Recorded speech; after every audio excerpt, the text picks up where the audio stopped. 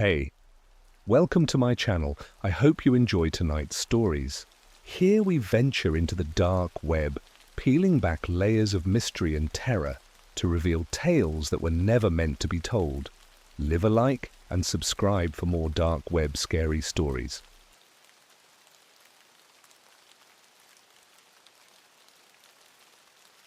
I'm a dog walker. The dark web claims one of my clients' houses is cursed. Their dog keeps barking at something I can't see. Hey Reddit, first time posting here. I usually just lurk and read those creepy threads late at night when I should be sleeping. But something happened recently and I think I need to tell someone about it. Maybe writing it down will help me figure out if I'm overthinking or if I'm about to lose my mind.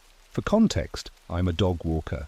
It's not glamorous, but it pays the bills, and honestly, I prefer animals to people most of the time. Dogs don't judge you, they just wag their tails and act like you're the greatest person alive because you toss them a ball. Easy gig, right? That's what I thought too. Until last week. One of my regulars is this adorable German shepherd named Max. He belongs to this sweet older couple, the Thompsons, who live in one of those big, isolated houses at the end of the street. You know the type. Like the house itself is trying to hide from the rest of the neighborhood. But the Thompsons are great, and Max is even better. Loyal, playful, never barks for no reason, just an all-around good boy. But last Tuesday, everything changed. I showed up at the Thompsons' house like I always do. The driveway was empty, which wasn't unusual, since they often left for their weekly bingo night around this time. I let myself in with the spare key they gave me, calling out for Max. Usually, he comes running at the moment he hears my voice, all excited and wagging his tail. But that day, nothing. At first, I thought maybe he was napping. Dogs do that sometimes. They have no sense of urgency unless food's involved. So I headed into the kitchen to grab his leash. That's when I heard it, a low, guttural growl. It wasn't like Max at all. I mean, this dog wouldn't hurt a fly. And here he was, growling like he was ready to take down an intruder. My heart started racing as I followed the sound to the living room. There he was, standing stiff as a board in front of the big bay window, his fur bristling. His ears were pinned back, and his eyes were locked on something outside. But here's the thing, when I looked out the window, there was nothing there. Just the same old empty street and the neighbors' neatly trimmed hedges. "Max," I said, trying to keep my voice calm. "What's wrong, buddy?" He didn't move, didn't even blink. He just kept growling, low and steady, at nothing. I walked over, crouched beside him, and gently touched his back. He flinched like I'd startled him, then whipped his head around to look at me. His growling stopped, but his body stayed tense, like he was still on high alert. That's when I noticed his paws. They were damp, like he'd been walking through water, even though the Thompsons' yard was bone dry. Weird, right? I shrugged it off, thinking maybe he'd spilled his water bowl or something. I clipped on his leash, gave him a reassuring pat, and said, "Come on, let's get you some fresh air." The walk was strange, to say the least. Max kept stopping every few feet to sniff the air, his head darting around like he was tracking something I couldn't see. At one point, he started barking, this frantic, panicked bark that echoed down the empty street. My skin prickled because, again, there was nothing there. No stray cats, no squirrels, no suspicious shadows, just us and the stillness of the neighborhood. When we got back to the house, I tried to get him to settle down, but he kept pacing around the living room, whining. I finally managed to distract him with a treat before locking up and heading home. I figured maybe he was just having an off day. Dogs are like that sometimes, right? That night, though, I couldn't shake the feeling that something was off. Max's behavior kept replaying in my mind. I even Googled stuff like dogs sensing ghosts because, I was starting to freak myself out. Then out of nowhere I got a text. It was from an unknown number, and all it said was, "Stay away from the Thompsons' house." I stared at my phone, my heart pounding. It had to be some kind of prank, right? But who would go through the trouble, and why? Against my better judgment, I replied, "Who is this?" No response. I spent the rest of the night lying awake, every little sound in my apartment making me jump. By morning, I was convinced I'd let my imagination get the better of me. I told myself I'd delete the text, forget about it, and get on with my life. But then when I showed up for my next walk with Max, things got even stranger. The Thompsons weren't home again, which was odd because they usually greeted me before I took Max out. I let myself in, called for Max, and found him cowering in the corner of the living room. Not growling this time, whimpering. And the bay window, it was wide open, the curtains billowing like someone had just left in a hurry. The weirdest part, Max's paws were wet again, and there was a faint trail of muddy footprints leading from the window to the middle of the room. I don't know what's going on, Reddit, but something isn't right with that house. Or Max. Or maybe me. I'll keep you updated if anything else happens. The bay window stuck with me all day. It wasn't like the Thompsons to leave it open, especially with Max acting so strange. But the footprints were the part that really got under my skin. Where had they come from? I thought about texting the Thompsons to ask if they'd been home, but something stopped me. Maybe I didn't want to sound paranoid, or maybe I was scared of what they'd say. That night, I couldn't relax. Every creak in my apartment felt louder than usual. Every shadow on the wall looked like it was moving. By 2 a.m., I gave up on sleep and decided to distract myself the way I always do when life feels off. I started scrolling the internet. I don't know why, but my curiosity about Max's weird behavior sent me down a rabbit hole. I looked up everything: dogs sensing danger, hauntings, even weird urban legends about cursed houses. It wasn't until I stumbled across a random forum thread about the dark web that things started to feel connected. The thread was titled something like "Weirdest Experiences on the Dark Web."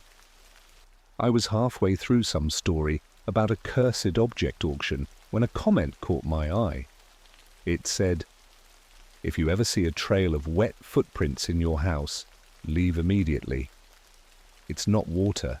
It hit me like a ton of bricks. Wet footprints. That's exactly what I'd seen in the Thompsons' living room. My stomach dropped, and I clicked on the comment for more details. The user had written about how they'd bought some kind of video on the dark web that showed people's homes being marked by something. Something they never fully described but claimed was connected to the wet footprints. The marks, according to them, were always followed by, well, let's just say the story didn't end well for the homeowners. I closed the laptop, feeling a mix of dread and disbelief. I mean, come on. Dark web ghost stories? That's got to be some made-up internet creepypasta, right? Still, the timing was too weird. I couldn't shake the feeling that it wasn't just coincidence. The next day, I went back to the Thompsons. As I walked up the driveway, I noticed something new. One of their upstairs windows had a crack in the glass, like someone had thrown a rock at it. That house had always been pristine before, not a single thing out of place. Now, between the open window, the wet footprints, and the cracked glass, it was starting to feel neglected. When I opened the front door, Max was already waiting for me. His tail wagged a little, but his ears stayed low, and he wouldn't come near the doorway. Instead, he sat there, staring at me like he was silently begging me not to go inside. It made my skin crawl, but I couldn't exactly just leave him there, so I stepped in. That's when I noticed the smell. It wasn't overwhelming, just faint enough to be unsettling. Damp, like wet earth after a rainstorm, mixed with something metallic.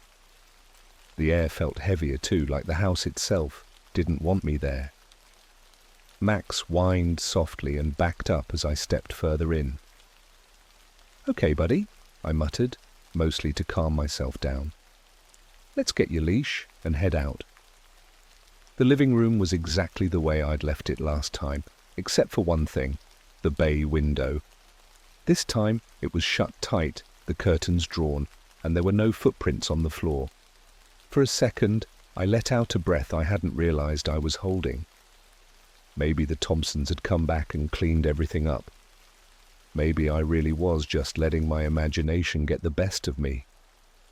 But as I turned toward the kitchen, I froze. Someone was standing outside the bay window. At least, I think it was someone. The figure was barely visible through the curtain, a shadowy outline that looked wrong, too tall, too still. I couldn't see their face, but I felt their eyes on me, even through the glass. My heart pounded as I slowly moved closer, trying to get a better look. Then the figure shifted.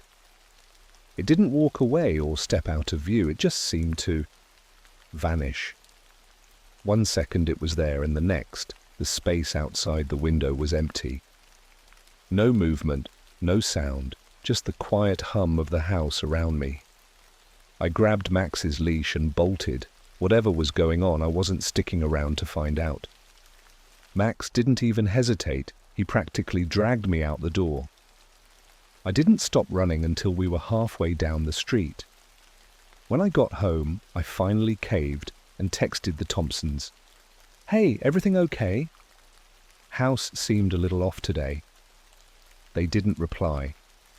By the next morning, I'd convinced myself to go back one more time. I didn't want to, who would? But Max needed me, and I couldn't just abandon him. Still, I couldn't shake the feeling that I wasn't going to like what I found. When I got there, the house looked the same as always, but something was different. The front door was slightly ajar, the inside darker than usual. Max was nowhere to be seen, and on the front steps there was a single wet footprint. Not from a dog, from a person. The sight of that footprint made my stomach twist in knots. It was large, human-shaped, and still damp, like someone had just stepped there moments before. I stared at it, hoping, praying, it was just my eyes playing tricks on me.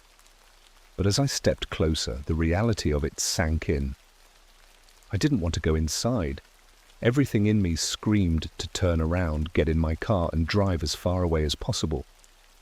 But Max was still in there. Whatever was going on, I couldn't leave him. So I took a deep breath, pushed the door open, and stepped into the house. The air inside was heavy, like walking into a sauna, but cold instead of hot.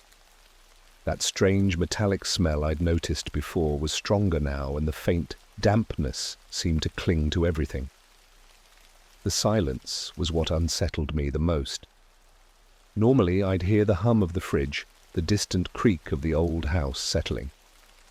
But now, nothing. Just the sound of my own breathing. "Max?" I called out, my voice shaky. "Where are you, boy?" No response. I moved slowly through the house, my shoes squeaking slightly on the hardwood floor. The living room was empty, the curtains over the bay window still drawn tight. I checked the kitchen next, but it looked untouched. No signs of Max, no signs of the Thompsons. When I turned to head upstairs, that's when I heard it. A low, rhythmic thumping. It was faint, almost too faint to notice, but it was there. Thump, thump, thump, like someone tapping their knuckles against wood over and over. It was coming from the basement. I froze. The Thompsons had never mentioned a basement, and I'd never had a reason to go down there.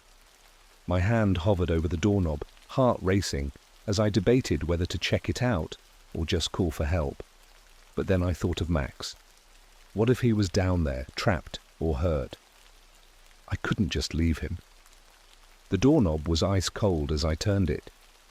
The door creaked open, revealing a narrow staircase that plunged into darkness. The thumping sound grew louder, echoing up the stairs, steady and relentless. I fumbled for the light switch, but it didn't work. Of course it didn't. "Max," I called again, my voice barely more than a whisper. The thumping stopped. For a moment, I just stood there, gripping the edge of the doorframe, staring into the pitch-black void below. Then from the darkness, I heard something else. Not a thump this time, a soft whine. Maximum. "Hang on, buddy," I said, forcing myself to move. Each step creaked under my weight as I descended into the basement. The air grew colder and damper the further I went, and the metallic smell was so strong now it made my eyes water. When I reached the bottom, I stopped. The faint light from the doorway above barely illuminated the room, but I could just make out a figure crouched in the corner. It was Max. He was shaking, his ears pinned back, his tail tucked between his legs. "Max!" Relief flooded through me as I hurried over to him. I crouched down, reaching out to clip his leash onto his collar. "Come on, let's get out of here." That's when I felt it. A breeze. It shouldn't have been possible. There were no windows in the basement, no vents or fans. But there it was, a faint, icy breeze brushing against the back of my neck. My whole body stiffened as a shiver ran down my spine. Slowly I turned my head to look behind me. The basement wasn't empty. In the farthest corner of the room, just barely visible in the dim light, was another figure. Tall, unnaturally thin, its limbs too long, its head tilted at an odd angle like it was trying to study me. I couldn't make out its face, if it even had one, but I felt its gaze, cold and piercing, boring into me. I didn't move. I didn't breathe. My mind screamed at me to run, but my body refused to obey. The figure shifted slightly, its movements slow and deliberate, like it was deciding whether or not I was worth the effort. And then it spoke. A low, guttural sound that wasn't quite a voice, but still formed words. "Leave!" I didn't need to be told twice. I grabbed Max's leash, yanked him to his feet, and bolted up the stairs. The air grew colder with every step, the metallic smell almost suffocating now. Behind me, I heard the thumping start again, faster and louder, like whatever was down there was chasing us. When we burst out of the house, I didn't stop running until we were halfway down the block. Only then did I dare to look back. The house stood silent and still, just like always. But the front door, which I could have sworn I'd left wide open, was now shut tight. I took Max home with me that night. There was no way I was leaving him there again. But the whole time, I couldn't shake the feeling that something had followed us. Every shadow seemed too dark, every creak in the floorboards too deliberate. And then, just before I fell asleep, my phone buzzed with a text. It was from the same unknown number as before. "You shouldn't have gone into the basement. I didn't sleep that night." How could I? The text from the unknown number kept flashing in my mind like a warning siren. You shouldn't have gone into the basement. Max lay curled up at the foot of my bed, his ears twitching every so often like he was hearing something I couldn't. I envied him for being able to close his eyes, even if it was fitful. Every sound in my apartment seemed amplified, the faint hum of the fridge, the occasional groan of the pipes, the distant muffled conversations of my neighbors. But there was something else too, something quieter, a faint tapping, like fingers drumming against glass. It started around 3 a.m. At first, I thought I was imagining it. It was so soft, so faint, that I wasn't even sure I'd heard it. But then it came again, steady and deliberate, tapping in intervals. I sat up in bed, my heart hammering in my chest. The sound was coming from the living room window. Max's head shot up, his ears perked, and he let out a low growl. That was enough for me to know I wasn't imagining things. I grabbed my phone and crept toward the living room, my footsteps as silent as I could make them. The tapping continued, slow and deliberate, even as I got closer. I didn't want to look. Every instinct screamed at me to turn around, grab Max, and lock myself in my bedroom until morning. But I couldn't just ignore it. So I stepped closer, my breath shallow, my phone trembling in my hand as I used it to light the room. When I finally reached the window, the tapping stopped. I held my breath and peered through the curtains, expecting to see someone or something on the other side. But the street was empty. No cars, no people, no sign of anyone who could have made the noise. The only thing out of place was a faint smudge on the glass, like a handprint, but it was too large, too misshapen to belong to any normal person. Then the tapping started again. This time it was behind me. I spun around so fast I nearly dropped my phone. My living room was empty, or at least it looked that way. But the shadows seemed wrong. They stretched too far, curling into corners they shouldn't have been able to reach. One of them, near the doorway to the kitchen, looked like it was moving. Max was at my side now, his growling louder and more insistent. His hackles were raised, and he kept his eyes locked on that shadow, the one that seemed alive. I held my phone up, the light trembling as it illuminated the room. The shadow didn't disappear. If anything, it seemed to grow darker, more solid, as if the light was feeding it. Then it shifted. It wasn't a shadow, it was a figure. Tall, thin, and unnaturally still, just like the one I'd seen in the Thompsons' basement. Only this time, it was inside my home. The figure tilted its head, its movements slow and deliberate, as if it was studying me. I wanted to scream, to run, to do anything other than stand there frozen, but my body refused to move. The air around me grew colder, so cold I could see my breath in the dim light. "Leave," it said, in that same guttural, almost human voice. I blinked, and it was gone. The shadows returned to normal, and the room was silent except for Max's frantic barking. I didn't wait around to see if it would come back. I grabbed Max's leash, my keys, and bolted out the door. I didn't know where to go, but I couldn't stay there. I ended up driving to an all-night diner on the other side of town, parking in the lot with Max curled up in the passenger seat. He was shaking, his eyes darting around like he expected something to jump out at any moment. I wasn't much better. My hands trembled as I gripped the steering wheel, my mind racing. What the hell was happening? Was I going crazy? Was any of this real? As the sun started to rise, I got another text. "It's not your house it wants." I stared at the screen, my stomach sinking. If it wasn't my house, that meant it was the Thompsons. Max had been acting strange ever since that day in their living room.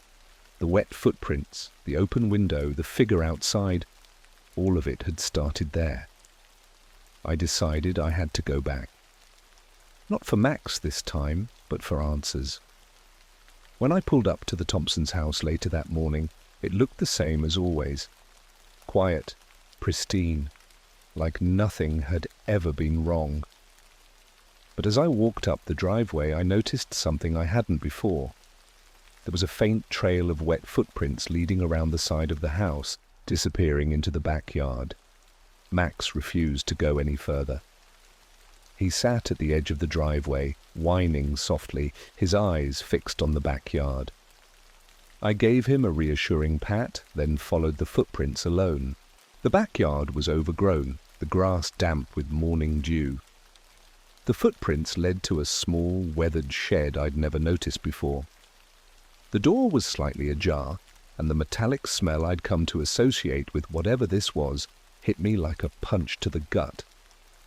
I hesitated for a moment, my heart pounding. Then, with shaking hands, I pushed the door open. Inside, the air was freezing and the smell was overpowering. The walls were covered in strange symbols, etched into the wood like they'd been carved with a knife. In the center of the shed was a small pile of objects, things that didn't belong there. a child's shoe, a torn photograph, a collar that looked eerily like Max's. And then, from the corner of the shed, I heard it, a low, guttural voice. "Leave!" The voice sent a chill through me, colder than the freezing air in the shed. I turned to face the corner where it had come from, my breath catching in my throat. The figure was there, hunched and distorted, its limbs stretched unnaturally as if it barely fit within the space. Its head tilted toward me, and though I couldn't see eyes, I knew it was staring. For a second I thought I could smell something burning, like singed hair and charred wood. And then the voice came again. This time it was louder, more insistent. "Leave!" I stumbled backward, my legs barely responding as I bolted out of the shed. I didn't look back. My only thought was to get away, as far away as possible. I barely registered Max barking from the driveway as I reached him, fumbling with his leash and dragging him toward my car.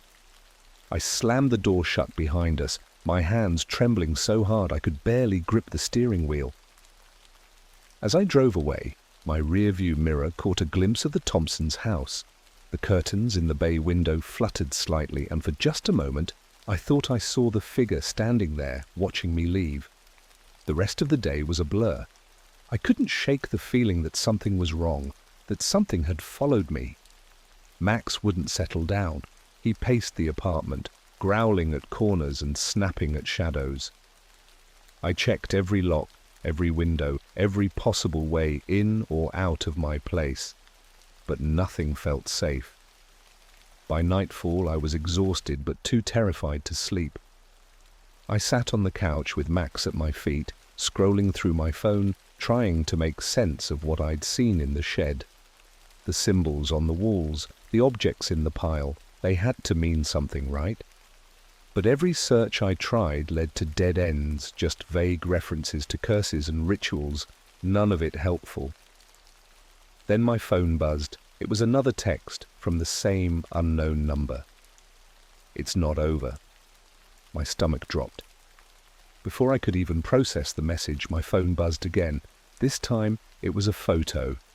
My heart stopped when I opened it. It was a picture of Max and me sitting on the couch, the exact moment I was in right now. Someone, or something, was watching us. I froze, my breath catching, as I looked around the room. Max's growling grew louder, more frantic. His eyes locked onto the hallway, and his ears pinned back as he let out a series of sharp, panicked barks. I stood up, my heart racing, and grabbed a flashlight from the kitchen drawer. The hallway was dark, the air unnaturally cold, and the faint metallic smell I'd come to dread was back. I shone the flashlight down the corridor, my hands shaking so badly the beam of light wavered. At first, I saw nothing, just the closed doors to my bedroom and the bathroom. But then at the far end of the hall, a shadow shifted. It wasn't just a trick of the light. It moved with purpose, stepping forward until the figure was standing there, tall and impossible, its head nearly brushing the ceiling. Its limbs were unnaturally long, its body impossibly thin. And its face, if you could call it a face, was featureless, just smooth, dark nothingness that seemed to suck the light out of the room. Max barked, lunging toward it, but I grabbed his collar and held him back. The figure tilted its head, just like it had in the shed, and then it spoke again. "Leave." Its voice was deeper now, more resonant, vibrating in my chest like a bass note. I didn't wait to be told a second time. I grabbed Max and ran out the front door, not stopping until we were both in the car. I drove aimlessly for hours, trying to figure out what to do, where to go.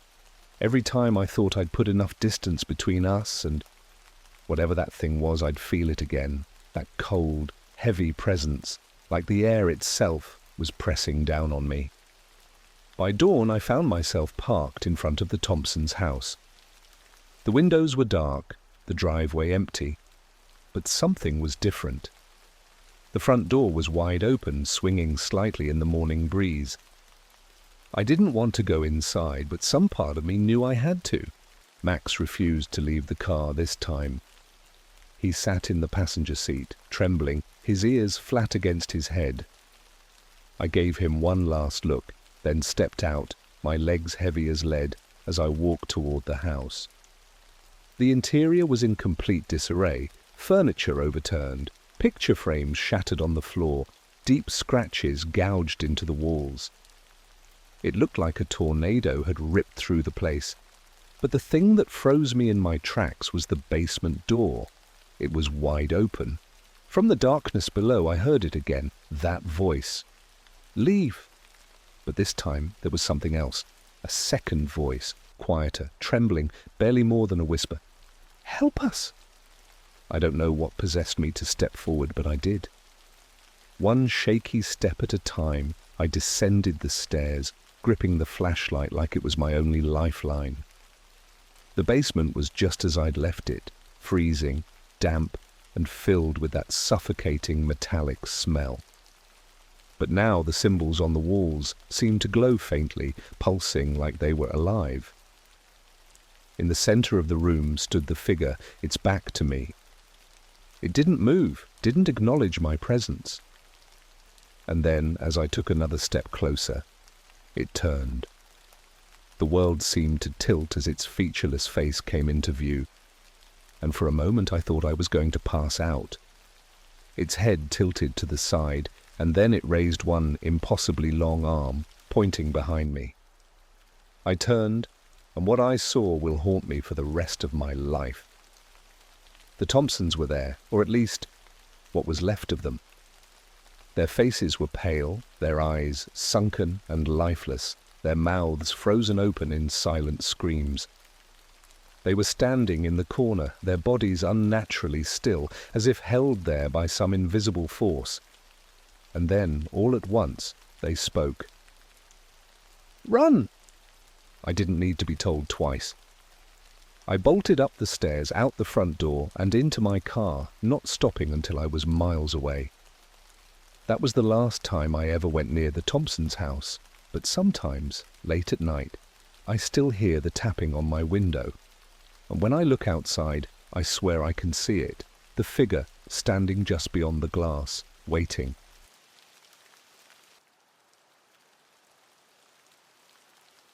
I work as a night watchman.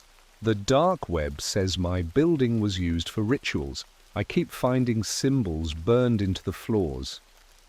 So here's the deal.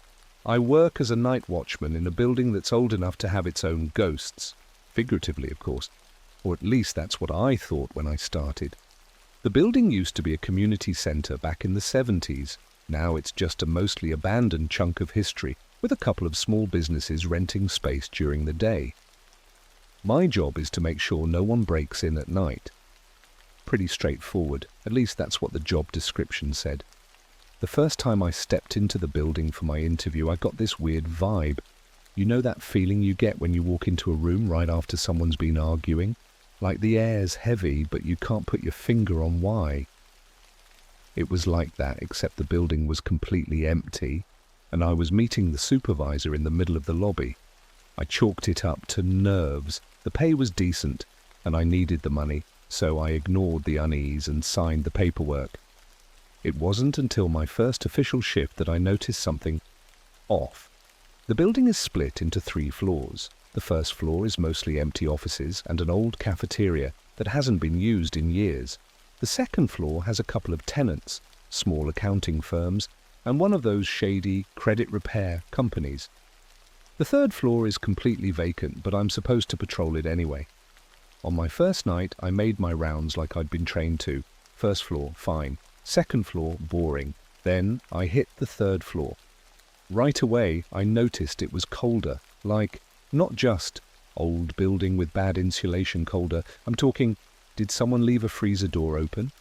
Kind of cold. And it smelled weird, like burnt wood and something faintly metallic. I didn't think much of it at first. Maybe the HVAC system was just old and busted. But then I found it. In the middle of the largest room on the third floor was this weird black mark burned into the hardwood floor. It was a circle, maybe 4 feet across, with symbols carved, or burned, into it. I'd seen enough horror movies to know what it looked like. One of those ritual things, the kind you'd see in a movie about summoning demons or whatever. I laughed it off. I mean, come on, who does that? Maybe some kids broke in before I got hired and thought it'd be funny to leave some creepy stuff behind. I took a picture with my phone to show my boss later and moved on. The rest of the night was uneventful. I did my rounds, locked up, and went home. But when I showed my boss the picture the next day, he just frowned and told me not to worry about it. "Old building," he said. "Stuff like that's bound to show up. Probably vandals. Just keep an eye out." I didn't love his answer, but whatever. It wasn't like I had other job offers lined up. That night, things got weirder. It started small. The lights on the third floor flickered as soon as I stepped out of the stairwell. I made a mental note to report it and kept walking. The black mark was still there, but this time it looked different. Like the edges had spread, almost like the burn was still active somehow, but there was no heat, no smell of fresh burning, just that faint metallic tang in the air. I figured my mind was playing tricks on me. The building was creepy, sure, but it wasn't haunted, right? I continued my rounds, but when I came back to the third floor later that night, I swear to God, the circle had changed again. There were new symbols now, faint but definitely there, as if someone had come in and added to it while I was patrolling the other floors. Except no one else was in the building. I checked. Twice. By my third shift, I was officially freaked out. I didn't tell anyone though, because who was going to believe me? "Hey boss, I think the building is alive or something?" "Yeah, no thanks." Instead, I decided to do some digging on my own. That's when I made the mistake of turning to the dark web. I'd heard about it from friends, mostly as a joke. They'd say, "Oh, that's where you find hitmen and cursed objects," like it was just some urban legend. But I knew it was real, and I figured if anyone knew the history of the building, it'd be some weirdo on one of those forums.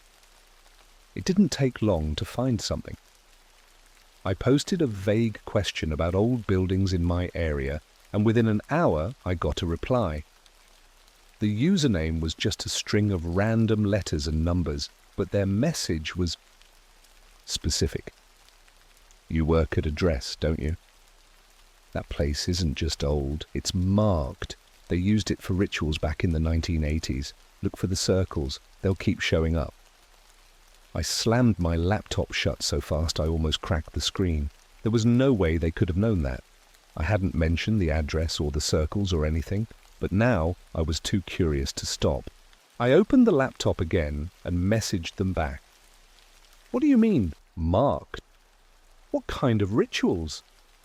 Their reply came almost instantly. Not the good kind. I couldn't sleep after that. Every time I closed my eyes, I pictured the black circle on the floor, the symbols crawling outward like veins. By the time my next shift rolled around, I was running on nothing but caffeine and adrenaline. That's when I saw the second circle. It was on the first floor this time, burned into the middle of the old cafeteria. Bigger than the one upstairs, and fresher. I didn't want to go back, but quitting wasn't an option. Rent was due, my fridge was empty, and my options were as limited as the sleep I was getting. So I showed up for my shift like nothing was wrong, even though everything felt wrong.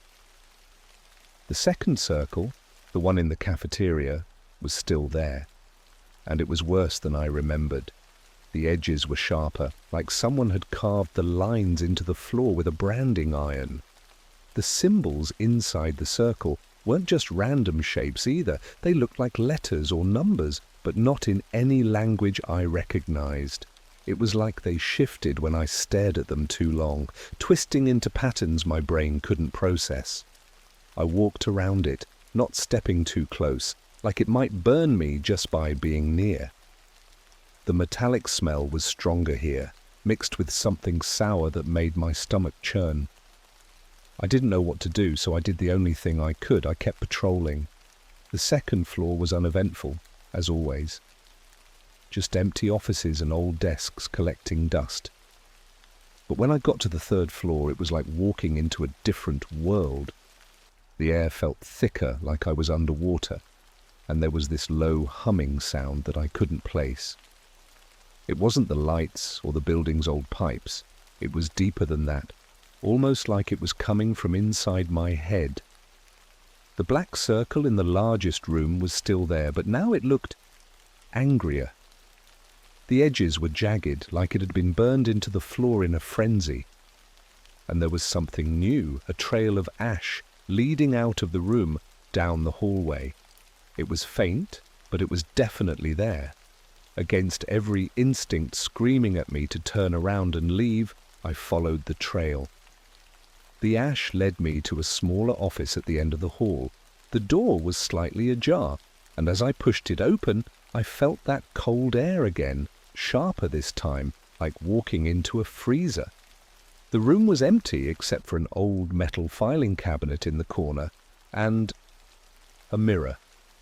The mirror was one of those old, ornate ones you'd see in antique stores with a gold frame that was tarnished and cracked. It was leaning against the wall, tilted slightly downward, so I could only see my feet in the reflection. I stepped closer, and the humming sound got louder. When I finally caught my full reflection, I froze. It wasn't me. I mean, it was me, same uniform, same tired eyes, but the reflection wasn't moving. My real self was breathing hard, trying to make sense of what I was seeing, but the guy in the mirror was just standing there, still as a statue. His eyes were locked on mine, unblinking, and then he smiled. Not a friendly smile either. It was one of those slow, creeping grins that stretched too far, like his face was being pulled apart. I stumbled back, nearly tripping over my own feet, and the reflection's smile faded into a scowl. Then it blinked. I didn't wait to see what it would do next. I bolted out of the room, slamming the door behind me, and ran back to the stairwell. My heart was pounding so hard I thought it might explode. I spent the rest of the night on the first floor, pacing back and forth near the entrance. I didn't care if my boss yelled at me for not patrolling. There was no way I was going back up there. Around 3 a.m., I finally sat down in the old security office to catch my breath. The office was small and cluttered, with outdated monitors showing grainy footage from the building's cameras. I flipped through the feeds, trying to convince myself that everything was fine. But when I got to the third floor camera, my stomach dropped. The camera feed showed the hallway where I'd just been, the one with the ash trail. But the door to the room at the end of the hall, the one with the mirror, was wide open now, and someone was standing there. It was hard to make out the details with the low-quality feed, but it looked like a person in a dark robe, their face hidden by a hood. They weren't moving, just standing there, facing the camera, watching. I stared at the screen, willing them to move, to do something that made sense, but they didn't. They just stood there, completely still, like they were waiting for something, or someone. When my shift finally ended, I left the building without looking back. I didn't even bother locking up. I drove home in silence, gripping the steering wheel so hard, my knuckles turned white. But when I got home, things didn't feel any better. My apartment was dark and quiet, just the way I'd left it, but it didn't feel safe anymore. I kept glancing over my shoulder, expecting to see that hooded figure standing in the corner of my living room. I tried to sleep, but every time I closed my eyes, I saw the mirror. That twisted smile, the unmoving reflection. I thought about quitting, but then I remembered the bills piling up on my desk. I couldn't afford to leave, not yet. Besides, maybe I was overreacting. Maybe the guy in the camera was just a squatter or some weirdo who'd snuck in. I told myself it was all in my head, but deep down, I knew better. This wasn't over, not even close. I showed up for my next shift with my nerves hanging by a thread. Every instinct I had was screaming at me to turn around and never set foot in that building again. But the weight of my empty wallet pushed me forward. Rent wasn't going to pay itself, and as far as bad jobs went, this one at least came with a paycheck. The building felt different that night. Not just cold or quiet, those things I could handle. No, it felt alive, like the walls were holding their breath, waiting for something to happen. Every sound, the creak of the floorboards, the hum of the ancient fluorescent lights, felt amplified, like the building wanted me to hear it. I started my patrol on the first floor, keeping my flashlight close even though most of the lights were on. The second circle in the cafeteria had grown. The blackened edges now stretched across nearly half the room, and the symbols inside were deeper, almost like they'd been carved instead of burned. It looked wet, like someone had poured black ink into the grooves. I avoided looking at it for too long and headed to the second floor. That's when I noticed the whispers. At first, I thought it was just the wind. The building was old and the windows weren't exactly airtight.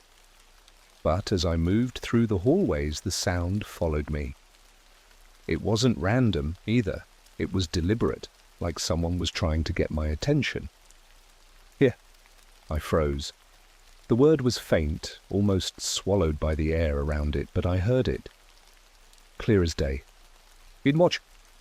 It wasn't just one voice either. It was layered, like a chorus of people murmuring all at once, their words overlapping and weaving together into something I couldn't understand. My flashlight shook in my hand as I turned in circles, trying to pinpoint where it was coming from. The hallway was empty. I forced myself to keep moving, pretending I hadn't heard anything, but the whispers followed me all the way to the stairwell leading to the third floor. I hesitated at the base of the stairs. The air was colder here, colder than it had any right to be. It felt like stepping into a freezer, my breath visible in small, shaky puffs. The whispers grew louder, filling the stairwell with their eerie, layered tones. I didn't want to go up, but I had to. If I skipped the third floor and my boss found out, I'd lose my job. So, gripping the flashlight like it was a weapon, I forced myself to climb the stairs. The third floor was darker than usual. Half the lights were out, and the ones that still worked flickered like they were on their last legs. The black circle in the large room was waiting for me, but it wasn't alone this time.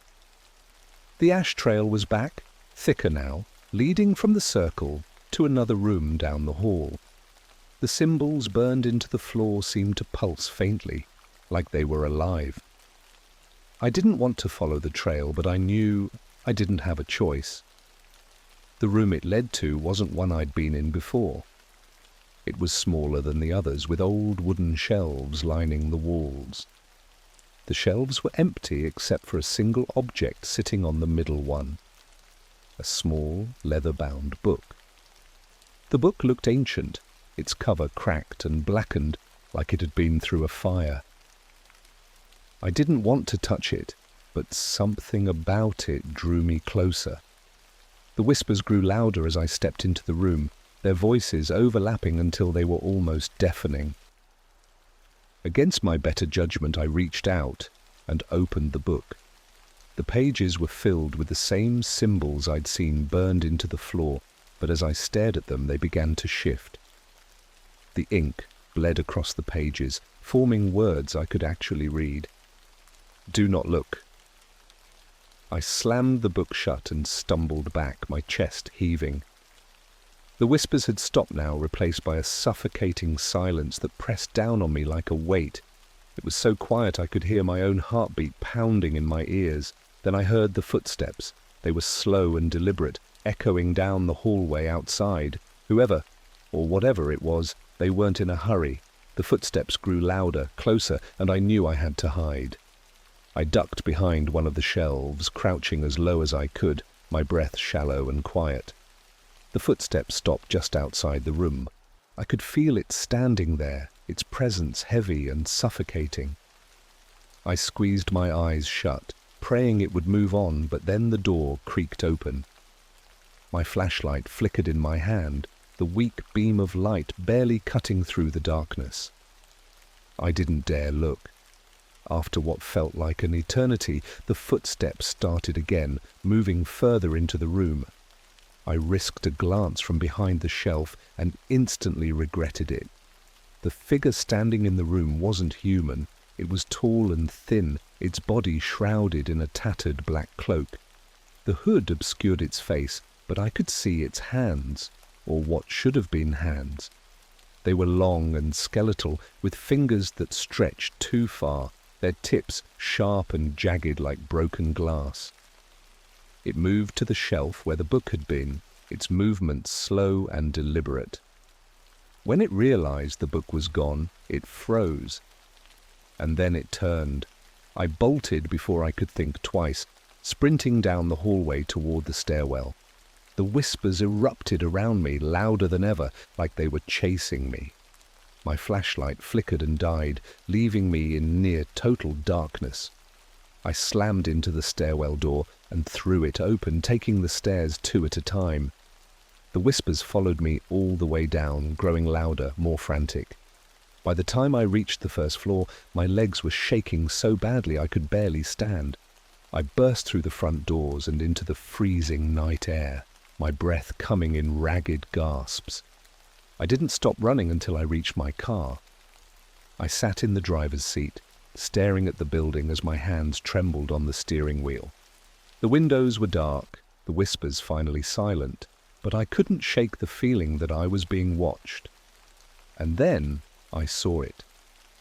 In the 3rd floor window, a shadow stood perfectly still, watching. I didn't go back the next night, or the night after that. I called in sick, which wasn't even a lie. My nerves were shot. And every time I closed my eyes, I saw that figure standing in the 3rd floor window, its jagged fingers curling against the glass. But by the 3rd day, my phone rang. It was my boss. "Are you planning on coming back, or should I look for someone else?" His tone wasn't angry, just tired, like he'd dealt with worse things than a flaky night watchman. "You've been there long enough to know the building isn't as bad as it looks." I almost laughed out loud. As bad as it looks? Was he joking? But I swallowed my frustration and mumbled, "I'll be there tonight." Hanging up felt like signing my own death warrant. When I arrived, the building looked the same as always, dark, looming and utterly lifeless. But the second I stepped through the front doors, I knew something was different. The air was heavier, thick with that metallic smell that had started to feel like its signature. I headed straight to the security office, ignoring the urge to check the cafeteria or the upper floors. I figured if I stayed glued to the cameras, I wouldn't have to deal with whatever was waiting for me out there. But the second I sat down, I noticed something that made my stomach drop. The monitors weren't showing the usual grainy footage of empty hallways. Instead, they were all displaying the same thing, the black circle on the 3rd floor. The camera angle was wrong. It was like someone had dragged the camera into the room and pointed it directly at the circle. At first, I thought it was just frozen, but then I saw it, a faint shimmer, like heat waves rippling off the edges of the circle.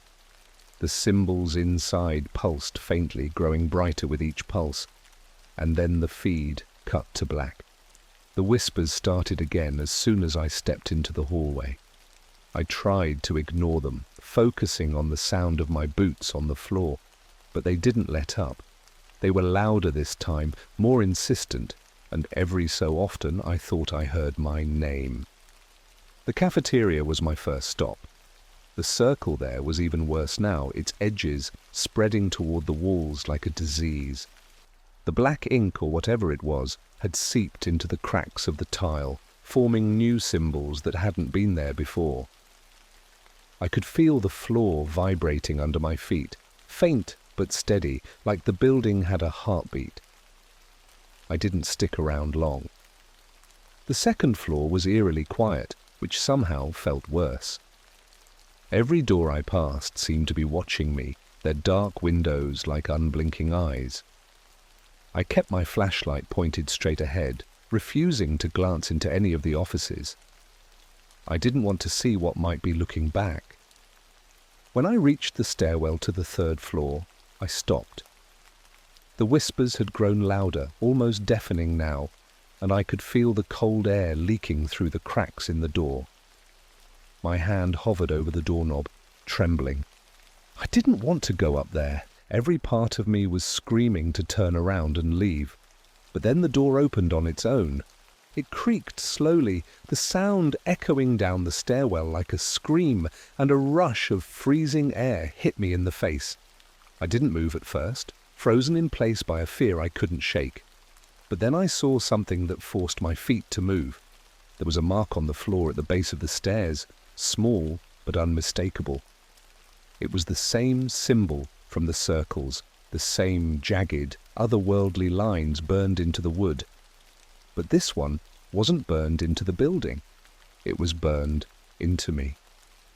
I yanked my sleeve up, and there it was, etched into the skin of my forearm like a brand. It wasn't fresh, there was no blood, no blistering, but it looked like it had been there for years. My mind raced, trying to make sense of it, but before I could even process what I was seeing, the whispers stopped. The silence was worse. I climbed the stairs slowly, every step feeling heavier than the last. When I reached the third floor, I expected the black circle to be waiting for me, but the room was empty. The floorboards where the circle had been were charred and splintered, like something had exploded there. But the symbols were gone. That's when I noticed the ash trail. It led from the burned floorboards to the hallway, weaving its way toward the room with the mirror. My stomach turned as I followed it, the flashlight beam trembling in my hand.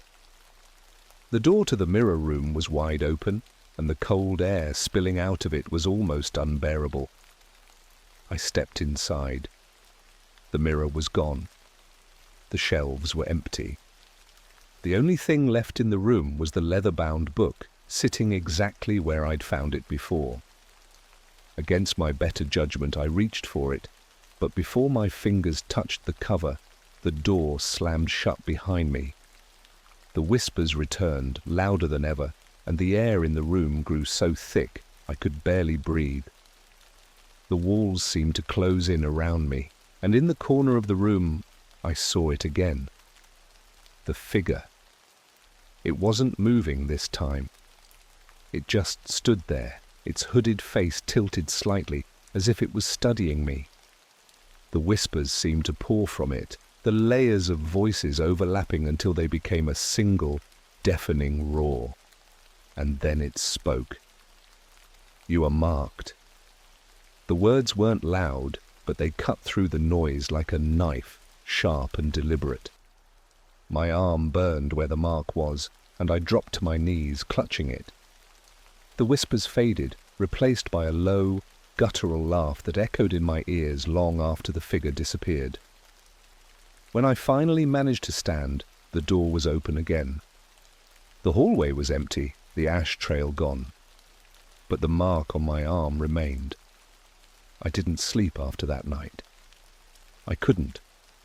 Every time I closed my eyes, I saw that figure in the corner of the room, its hollow voice repeating those words, "You are marked." The burn on my arm didn't fade. If anything, it seemed darker now, almost ink-like, its lines too precise to be anything natural.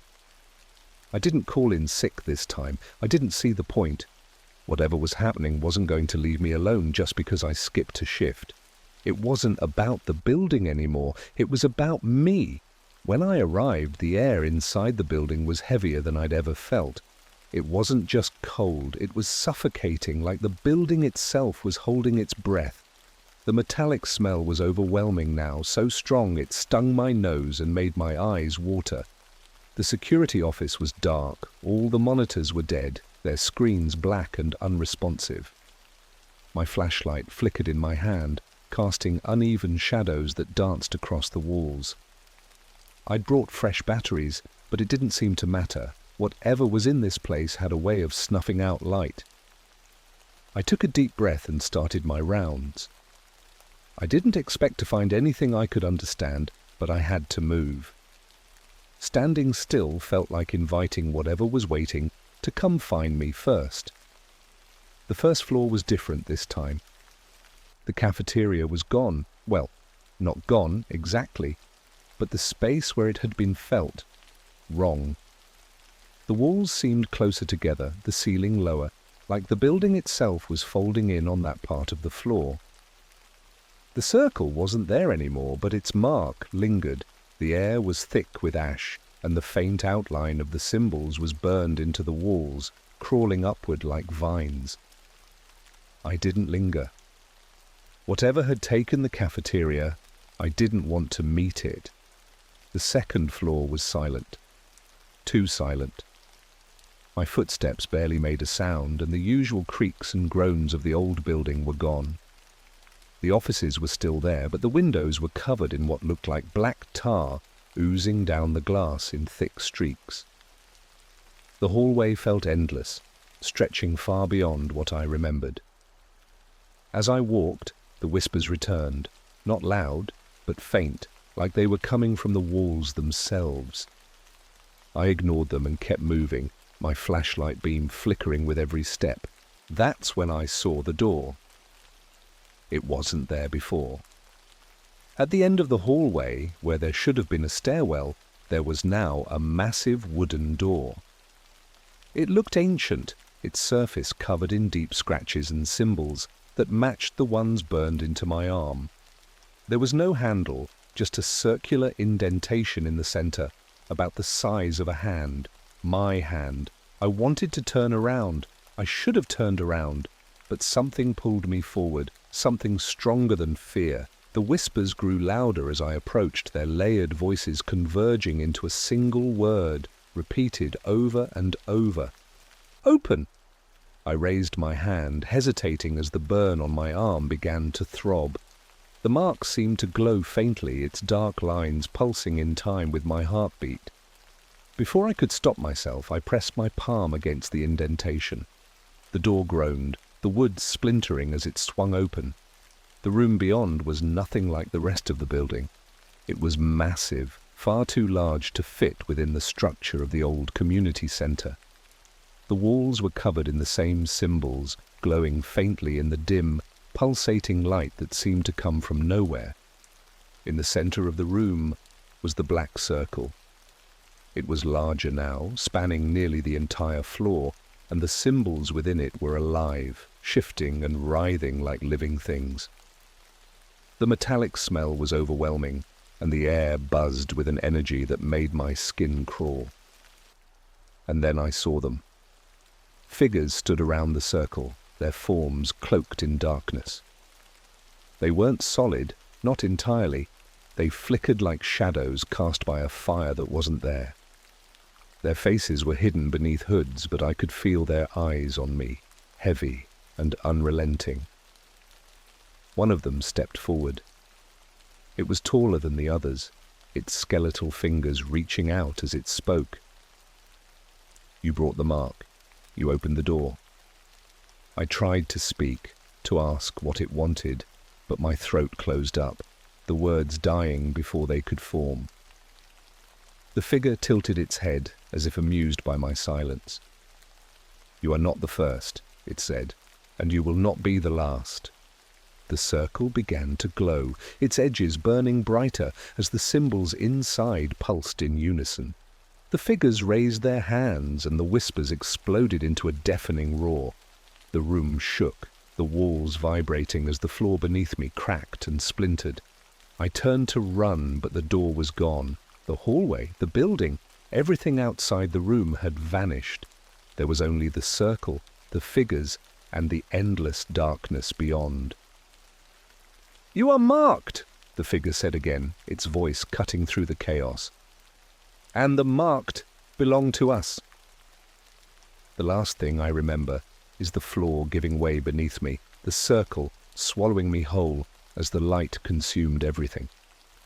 When I woke up, I was in my car, parked outside the building. My flashlight was on the passenger seat, its beams steady and bright. But the building was gone. Where it had stood was now an empty lot, overgrown with weeds and surrounded by a rusted chain-link fence.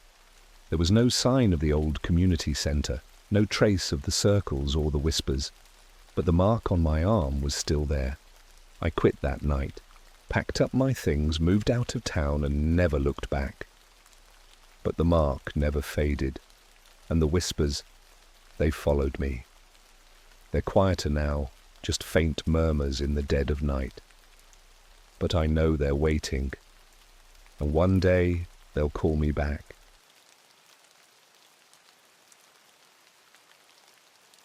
I'm a freelancer. A dark web client paid me to translate an old book. The book mentions my name on the final page. I've been freelancing as a translator for a few years now. Mostly boring stuff, legal documents, product manuals, that kind of thing. It's decent money and I don't have to leave my apartment, so I can't complain. But about a month ago I got a job offer that still makes my skin crawl. It started like any other gig. I woke up, made some coffee, and checked my email. In my inbox was a message from someone calling themselves Morse Codex. No profile picture, no bio, nothing. Just the name and an offer that immediately stood out. $10,000 to translate a book. That's the kind of money that makes you suspicious, right? But the email was worded professionally, and they attached a small excerpt as a sample to see if I could handle the language. It was in Latin, a dead language I specialized in during college. Nothing unusual there. The text itself, though, it was weird. The sample talked about the veil of truth, the Watchers, and something called the seventh key. It read like one of those ancient texts conspiracy theorists love to dissect. Honestly, I didn't think much of it. I've translated weirder things. One guy hired me to work on his fictional alien invasion manifesto. People are eccentric, and as long as the check clears, I don't care. The client paid half up front, which was already more than I make in a month. The catch? They sent me a download link instead of a physical copy. Normally, I'd refuse. It's a good way to end up with malware. But the money spoke louder than my common sense. I clicked the link, downloaded the file, and opened it. The document was titled Codex Umbra, which translates to something like the Shadow Book. It was a PDF scan of an old, handwritten manuscript. The pages were yellowed and faded, the text written in a sharp, jagged style. Whoever wrote it had terrible penmanship, which made translating it even harder. The first few pages seemed harmless enough.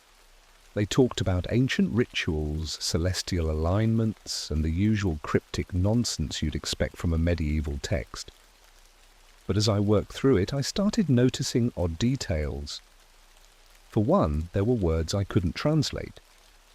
Not because I didn't understand them, but because they didn't exist in any language I'd ever studied. They weren't even Latin, they were just wrong. Strings of letters that didn't form words, almost like someone had fallen asleep on the keyboard, but they repeated in a way that felt deliberate, like they meant something I wasn't equipped to understand. The other thing was the illustrations. Every few pages there'd be a drawing. At first they were abstract, patterns of circles and lines like constellations. Then they got more unsettling.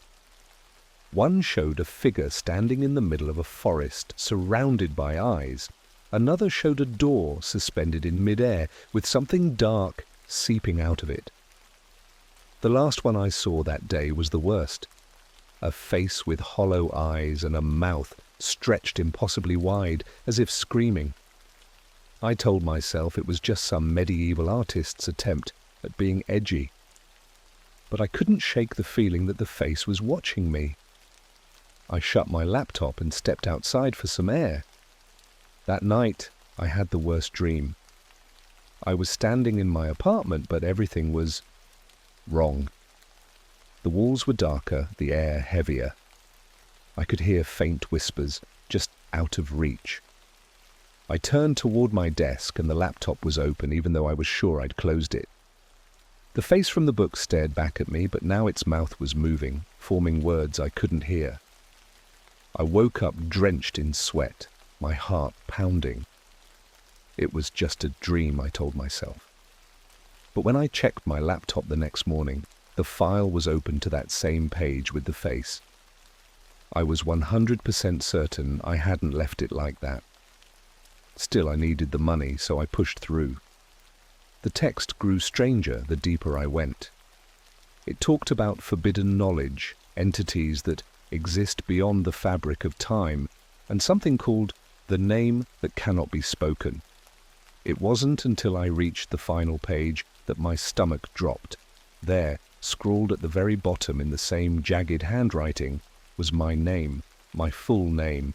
I froze. How was that possible? This book was centuries old. How could it know my name?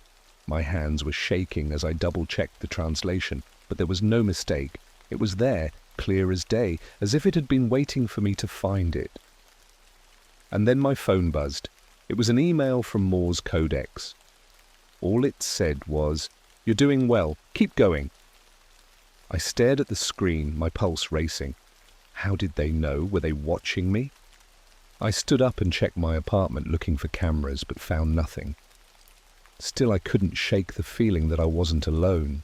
That's when I decided to dig deeper. I Googled Codex Umbra, hoping to find some explanation, but there was nothing. No records, no forums, not even a single mention of it online. It was like the book didn't exist, except in my laptop, and apparently in my dreams. I should have quit then. I should have refunded the money and deleted the file. But curiosity and greed got the better of me.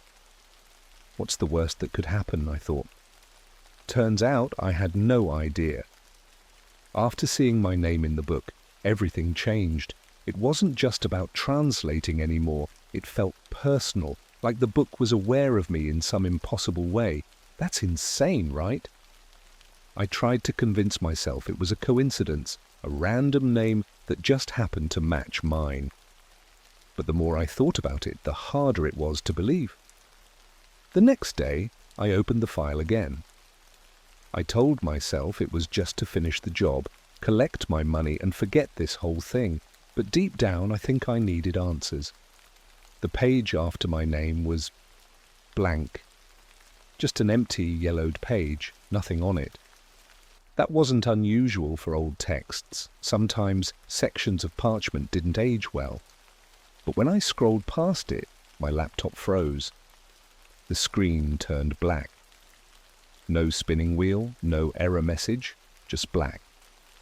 Then, faintly, words began to appear on the screen, letter by letter. They weren't in Latin, or even the weird gibberish language I'd seen before. They were in English, glowing faintly on the dark background. What have you seen? I stared at the screen, my chest tightening. My first thought was that this had to be some kind of virus. Maybe the file was rigged to mess with me, some elaborate prank by whoever Morse Codex was. But before I could close the laptop, the words disappeared, replaced by a single command, turn around. I froze. Every hair on my body stood on end. The room was dead silent, the kind of silence that feels heavy, like the world is holding its breath. I didn't turn around, not right away. Instead, I slammed the laptop shut and sat there, heart pounding in my ears. I tried to laugh it off, but it came out shaky and forced. I told myself it was a joke, just some trick in the coding. But then I heard it, the faintest creak, like a floorboard shifting behind me. My apartment doesn't creak. I spun around so fast I nearly fell off my chair. Nothing. The room was empty, exactly as I'd left it. My door was locked, my windows shut. But the feeling that someone was there lingered, pressing down on me like a weight. I didn't touch the laptop again that day. Instead, I buried myself in anything to distract my mind. Cleaning, cooking, even binge-watching bad TV. But as the hours dragged on, the silence in my apartment grew louder. Every little noise, the hum of the fridge, the wind outside, felt amplified, like the background of the world was conspiring to remind me I was alone. That night I woke up to the sound of whispering.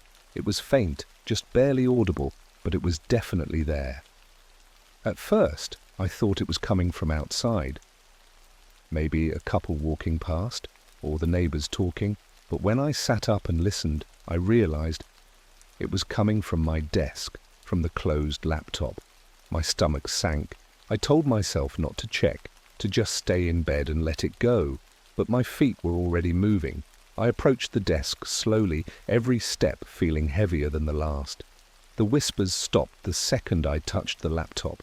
I hesitated, my hand hovering over the lid, then flipped it open.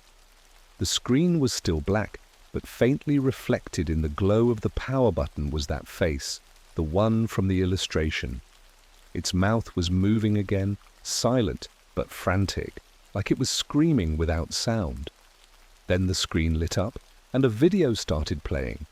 It was a grainy, static-filled feed of my apartment. My heart dropped as I realized the camera was showing the exact angle of my desk. It was a live feed, and I could see myself standing there, staring at the laptop. The whispers came back, louder this time, and I swear I could almost make out words. They sounded like multiple voices speaking at once, overlapping and distorted. One word, though, came through clearly. Run. I slammed the laptop shut and stumbled back, knocking over my chair. My breathing was ragged, and I felt like I was going to be sick. But before I could process what was happening, I heard the creak again, this time from my bedroom. I didn't want to look. Every instinct screamed at me to leave, to get out of the apartment and never come back. But my body moved on its own, turning toward the sound. The door to my bedroom was open, just a crack. I always close it before bed, always. Hello? My voice came out weak and shaky, barely above a whisper. I stepped closer, my heart pounding so hard it felt like my chest would burst. I pushed the door open, slowly. The room was empty. No one was there. But on my bed, my phone was buzzing with a notification. It was another email from Morse Codex. We're making progress. Keep translating. I grabbed my phone and bolted out of the apartment, not even bothering to put on shoes. I didn't care where I was going as long as it was away from there. I ended up in a 24-hour diner a few blocks away, clutching a cup of coffee and trying to convince myself I wasn't losing my mind. But the thing is, I never gave Morse Codex my phone number. I spent the entire night at the diner, sipping coffee and jumping every time the bell over the door jingled. I told myself I'd just imagined the email. Maybe it was some delayed notification from earlier, or, hell, I don't know, a bug in my phone. Anything was better than admitting what it really felt like, that someone was watching me, following me. The diner staff didn't ask questions, though I caught the waitress giving me a few side glances. I must have looked like a wreck. Around sunrise, I finally worked up the courage to go back to my apartment. It felt like walking into a crime scene. The air was stale, the kind of suffocating stillness that makes you feel like the room is holding its breath. Nothing had been touched. My laptop was still on the desk, closed. My bedroom door was still slightly ajar, just like I'd left it. I told myself this was fine. Just get in, grab some clothes, and leave. But as I packed a bag, I kept glancing at the laptop. It felt like it was waiting for me. Before I even realized what I was doing, I sat down and opened it. The file was still there, still waiting. The same blank page stared back at me, but this time, when I scrolled forward, the text continued. I hesitated, my finger hovering over the trackpad. But the curiosity was too strong. I started reading. The words were more disjointed now, harder to piece together. They talked about gateways, invocations, and something called the forgotten name. But the strangest part was the occasional personal detail. Things about me, my favourite coffee shop, the exact model of my laptop, even a line about how I always forget to lock the bathroom window. My throat went dry. None of this could have been in the original text. I tried to convince myself it was some elaborate hacking scheme, but how would anyone know this much about me? The book felt alive, shifting and changing, with every word I read. And then I saw it. Another illustration. This one wasn't abstract or symbolic. It was a perfect sketch of my apartment. The desk, the laptop, even the coffee mug I'd left there 2 days ago. But there was something new. A figure standing in the corner, half hidden in shadow. Its outline was jagged, almost like static, with long, thin fingers that stretched toward the desk. I slammed the laptop shut so hard I thought I broke it. My chest heaved, and for a moment I just sat there, too terrified to move. Then I heard the sound, a soft, scraping noise, like nails dragging across wood. It was coming from the corner of the room. I didn't want to look. Every instinct in my body screamed at me to run, but I couldn't move. My eyes flicked to the corner. There was nothing there, just the faint outline of a shadow that seemed darker than it should have been. I blinked, and the shadow was gone. That's when the smell hit me, something acrid, like burnt hair and ozone. It filled the room, making my eyes water and my throat burn. I stumbled back, grabbing my bag and bolting for the door. The hallway outside was empty, but it felt wrong, like the air itself was heavier. Every step echoed unnaturally, the sound bouncing off the walls in ways it shouldn't. I practically sprinted down the stairs and out onto the street, not stopping until I was halfway to the next block. I ended up at a motel on the edge of town, paying cash for a room and locking the door behind me. I tried to think, to piece together what was happening, but my mind kept circling back to that figure in the corner. I knew I should have thrown the laptop away, smashed it to pieces, but instead I pulled it out of my bag and opened it. The file was gone. I scrolled through every folder, checked every backup, even tried recovering deleted files. Nothing. It was as if it had never existed. My heart sank, half in relief, half in dread. Maybe it was over. Maybe I could forget about all of this. But then my phone buzzed. It was another email from Morse Codex. No subject line, no text. Just an attachment, a photo of me sitting in the motel room. The timestamp was from 2 minutes ago. My stomach churned as I looked around the room, scanning for cameras or hidden devices. Nothing. Just the same cheap furniture and peeling wallpaper. But when I looked at the photo again, I noticed something I hadn't seen before. In the background, near the edge of the frame, was the shadowy figure. Its long, jagged fingers rested against the wall as if reaching toward me. I threw the phone across the room, my breathing ragged. I wanted to scream, to run, but there was nowhere to go. For the rest of the night, I sat on the bed, clutching a lamp like it was a weapon, jumping at every creak and whisper. The lights flickered once, briefly around 3 a.m. And in that brief moment of darkness, I could swear I saw the shadow in the corner of the room, watching me. By morning, I knew I couldn't stay there.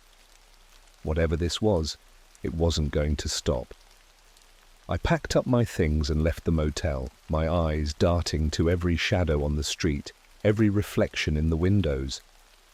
But the worst part, I couldn't shake the feeling that something was following me. Something I couldn't see. I didn't have a plan. I just walked, one block after another, until my legs felt like jelly and my breath came in shallow gasps. Every corner, every alley, every stranger on the street felt like a threat. And the worst part? No matter where I went, I felt watched. I ended up in another diner, this one even more run down than the first. The kind of place where the coffee tastes like burnt motor oil and the booths stick to your skin. It was nearly empty, just a waitress leaning against the counter and an old man reading a newspaper. It should have felt safe, but the tension in my chest wouldn't let up. I sat in a corner booth, my back to the wall, and pulled out my laptop. I don't know why. Maybe I wanted to prove to myself that the file really was gone. Maybe I thought I could find answers. Either way, I booted it up, half expecting the screen to flicker or some cryptic message to appear. Instead, it opened to my desktop normal as ever. No sign of the Codex Umbra. For a moment, I almost laughed. Maybe this was all some elaborate stress-induced hallucination. Maybe I just needed sleep. And then my screen went black. Not like before where words appeared. This time it was just black. No cursor, no response to any key I pressed. I tried shutting it down, but nothing happened. My reflection stared back at me in the dark screen, wide eyes, pale face, a guy hanging on by a thread. Then slowly, my reflection changed. At first, I thought it was a trick of the light, but no, my face in the screen was moving, tilting its head, opening its mouth, while I stayed perfectly still. My heart pounded as the reflection leaned closer, its mouth stretching into that too-wide grin from the book's illustration. The edges of the screen flickered like static, and the grin moved silently, forming words I couldn't hear.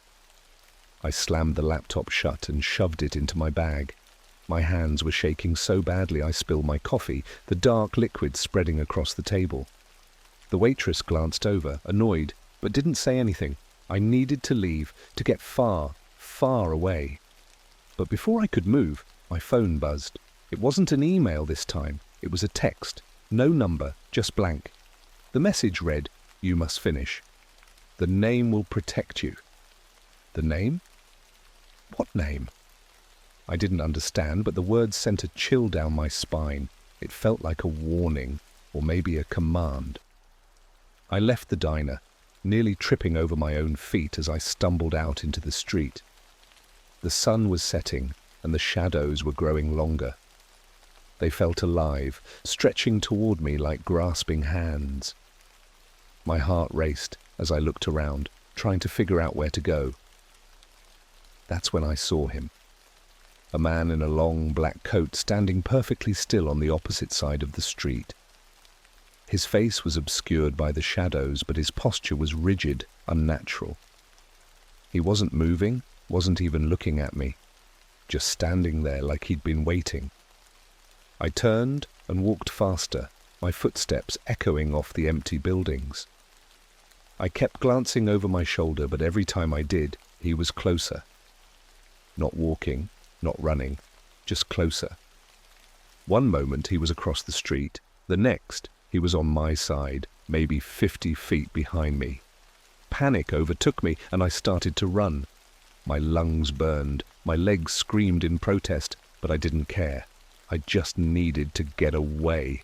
I cut through alleys, crossed streets without looking, but no matter where I went, I could feel him, just out of sight, just on the edge of my vision.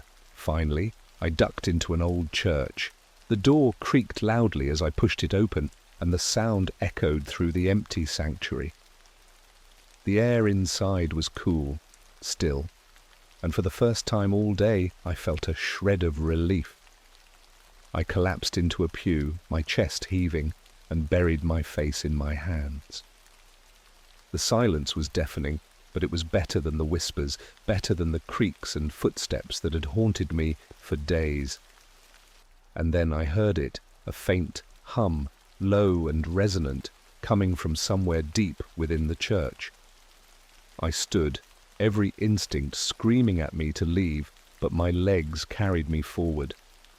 The sound grew louder as I approached the altar, a deep vibration that seemed to rattle my bones. Behind the altar was a door, old, wooden, and slightly ajar. I shouldn't have opened it. I knew that. But something compelled me. My hand reached out, trembling, and pushed the door open. The room beyond was small, barely more than a closet. In the center was a single pedestal, and on it sat a book. Not just any book, the Codex Umbra. The same jagged handwriting, the same yellowed pages. My mind reeled. How was it here? How did it get here? But before I could question it further, the door slammed shut behind me, plunging the room into darkness. The hum grew deafening, filling my head, my chest, every corner of my being. And then a voice, not a whisper, not a text, but a voice, spoke, low and commanding. Say the name. I opened my mouth to protest, to ask what name, but the words caught in my throat. My chest felt tight, like something was pressing down on me. And then, as if on instinct, the name came to me. A single, impossible word, foreign and ancient, yet somehow familiar. It burned in my mind, etched there like it had always been waiting. I whispered it, and everything went black. When I woke up, I was lying on the cold stone floor of the church. My head throbbed, my limbs ached, and for a moment I wasn't sure where I was. The room was dark, so dark I couldn't tell if my eyes were open or closed. The air felt thick, suffocating, and the faint hum I'd heard before was now a low, rhythmic pulse, like a heartbeat. The book was gone. I scrambled to my feet, my breathing uneven, and reached for the door. It wouldn't budge. My hands fumbled against the wood, slick with something wet. My stomach churned as I brought my fingers close to my face and caught the faint, metallic scent of blood. I started banging on the door, shouting, desperate for someone to hear me. The sound echoed, bouncing back at me in strange, distorted waves. Then I heard it again, the voice. You called it. It was deep and guttural, each word vibrating through my skull. I spun around, but there was nothing there, just the suffocating blackness. My pulse raced as I backed against the door, my hands shaking. You spoke the name. Who are you?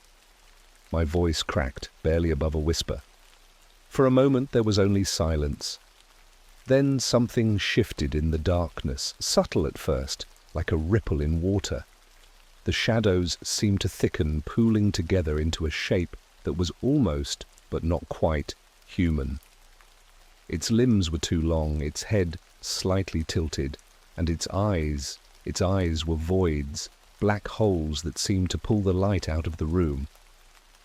It didn't move, it just stood there, staring, or at least I thought it was staring. Then slowly, its jagged mouth stretched into a smile. You let it in, it said. The words hit me like a physical blow, and suddenly I understood. The name wasn't just a word. It wasn't some ancient knowledge or forgotten truth.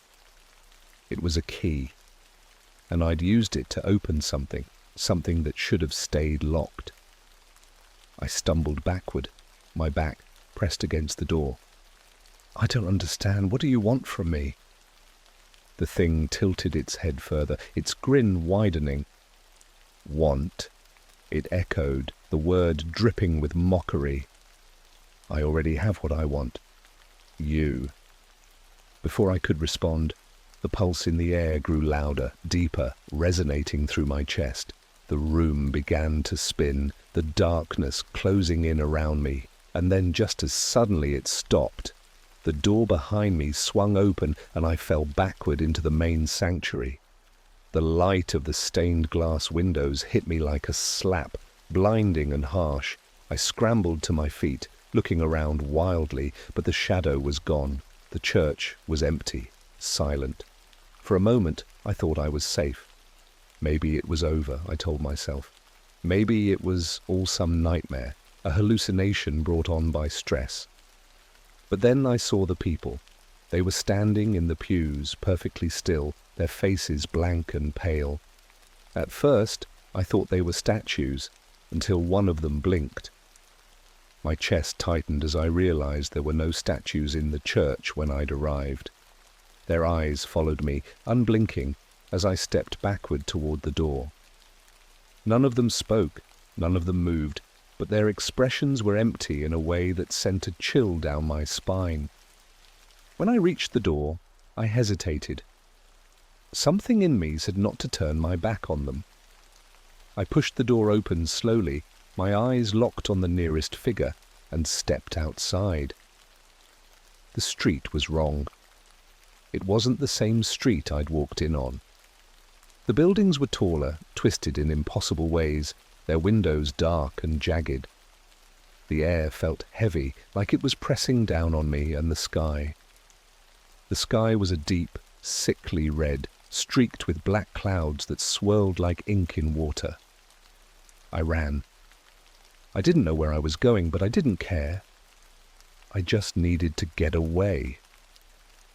The ground beneath my feet felt strange, shifting like sand, and every shadow seemed to move, stretching and twisting toward me. My breath came in short, sharp gasps, my chest burning, but I didn't stop. Eventually, I saw it, my apartment building. It didn't make sense, but I didn't question it. I bolted inside, slammed the door behind me, and collapsed onto the floor. The silence was deafening. The apartment felt normal, too normal, like it was trying to convince me everything was fine. But when I stood up and turned toward the desk, my stomach dropped. The laptop was open. On the screen was the final page of the Codex Umbra. My name was still there, but now, beneath it, was something new. A single, jagged line of text. "The veil is thin. The shadow sees." I stared at the words, my chest tightening. And then slowly I turned toward the corner of the room. The shadow was there, waiting, its grin impossibly wide. It's always there now. I see it in every dark corner, every reflection, every flicker of a shadow that lingers too long. It doesn't speak anymore, but it doesn't have to. I know what it wants. And every night, as I sit in the glow of my laptop, I feel the weight of its gaze, watching, waiting, because I spoke the name, and there's no going back.